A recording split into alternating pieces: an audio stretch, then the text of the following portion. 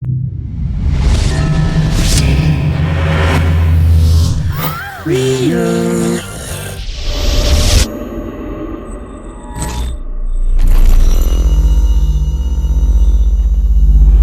no, not again.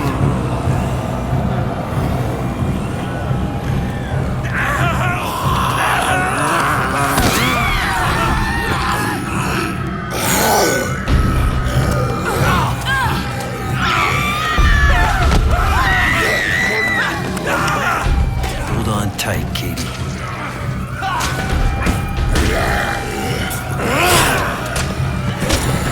Get to the safe house!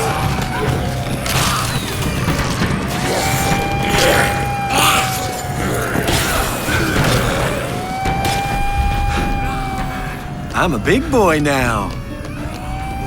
Picture this scenario for just a second. You're sprinting through a mall to get medicine to your dying daughter. Time is of the essence. She will die if you take more than 5 minutes to reach her. Oh, and if that isn't stressful enough, there are zombies everywhere. But then, out of the corner of your eye, you see a lawnmower and wonder what would happen if you duct taped it to the 2x4 you have in your pocket. You glance at your watch, figure you have roughly 30 seconds to spare, and you duck into a nearby tool shed to work your magic.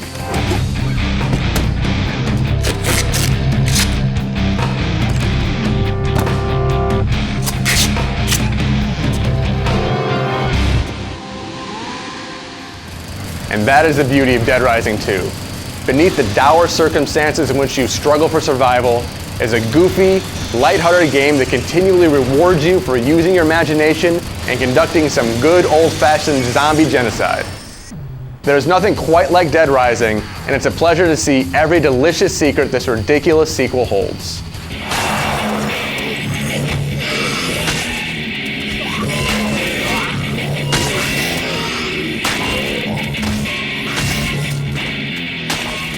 Chuck Green is in a very bad situation.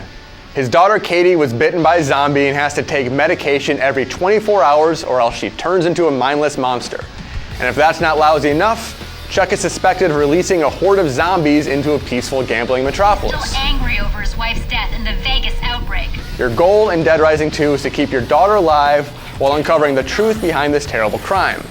The story is a lot more personal than the original game, and Chuck is an immediately likable character. He may not have covered wars like Frank West, but he sure knows how to fix things. What makes these cutscenes so entertaining is not the sympathetic protagonist, though. It's how laugh-out-loud funny they can be. You have free reign over your wardrobe during the game, and this is represented during cinematics. After I lost my wife. It's a great way to inject some levity into the bleak situations. Hunting for the most outrageous outfit possible makes every story sequence funny each time you view it.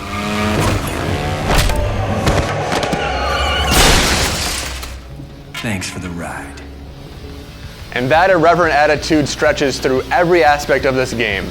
Dead Rising 2 never takes itself seriously. Nice. Not bad. Nice.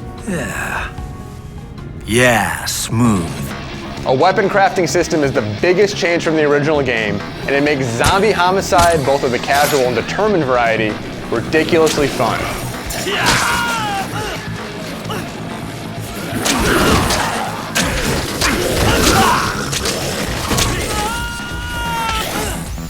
You can now combine certain weapons together, allowing you to create all sorts of wicked contraptions. Hammer some nails into a baseball bat and you have a handy tool for impaling zombie noggins.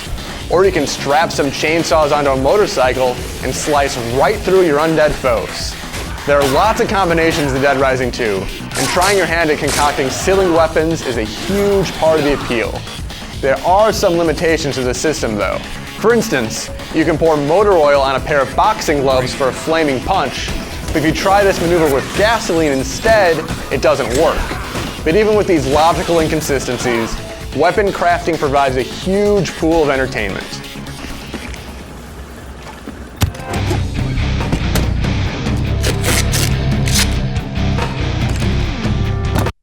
Damn straight.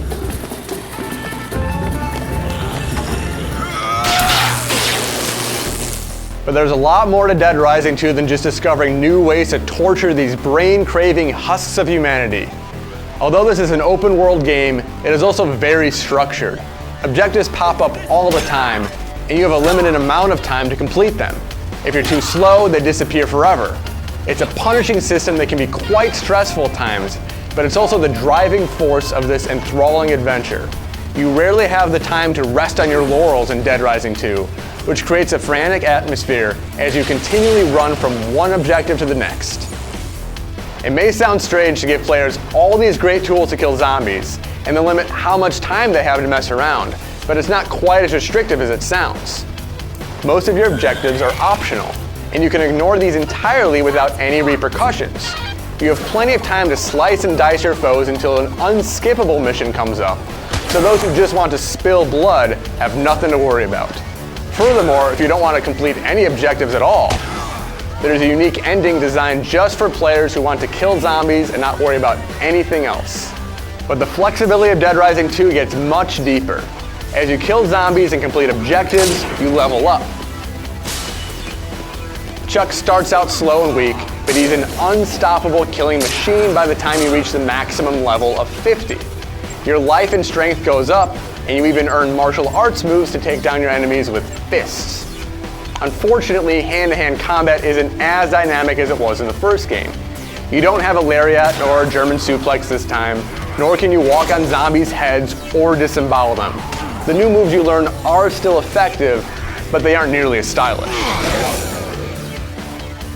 But even with a less vicious moveset, leveling up is one of the elements that makes this game really shine. Dead Rising 2 rewards multiple playthroughs because it's almost impossible to completely clear it your first attempt. Because of this, you can tackle each playthrough differently. For instance, you could just focus on killing zombies and discovering combo weapons your first time through. And then, once you've learned the layout of the town and leveled Chuck up, you could play through a second time and focus on the main objectives.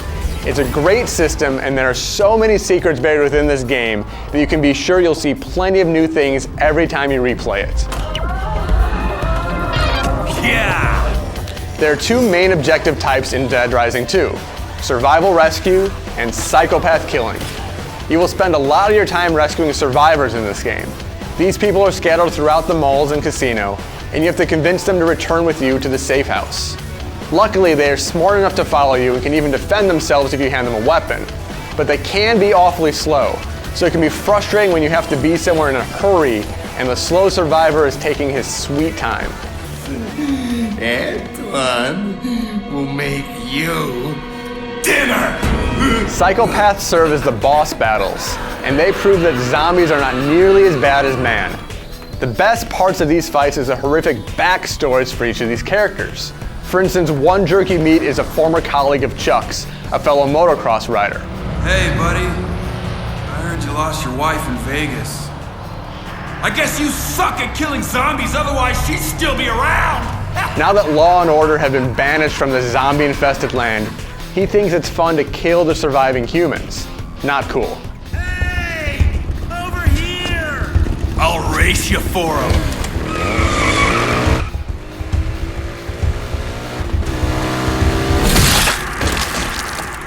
Each of the psychos you meet has a chilling motivation that makes it satisfying to finally end their lives.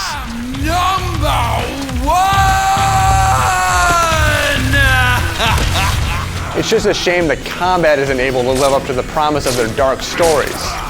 Most fights involve dodging the boss until he tires himself out, and then you wallop on him until he starts moving again. It's still fun, but isn't very thoughtful. On top of all these other elements that make Dead Rising 2 great are cooperative and competitive modes. In co-op play, two players work in tandem to kill zombies and rescue survivors. It's limited because you have to be within the same area as your pal, but it's still fun to take down enemies with a buddy by your side.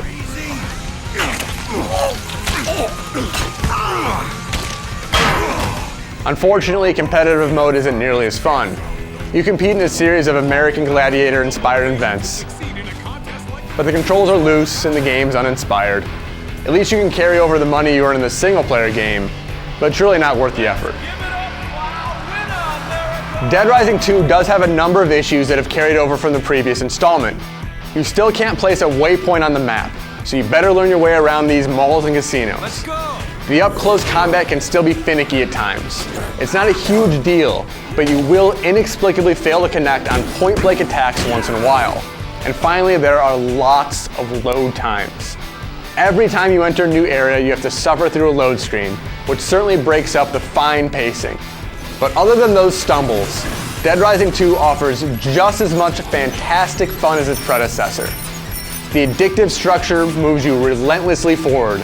The deadly weapons gives you all sorts of clever ways to dispatch of your foes, and there are so many hidden secrets that it'll take multiple playthroughs to see everything. Top that off with a great cooperative mode, and this is a mighty fine package. Not my style. Dead Rising 2 is a great addition to the franchise that should surprise and delight anyone itching for another zombie-killing extravaganza. Look, Dad, I got a new power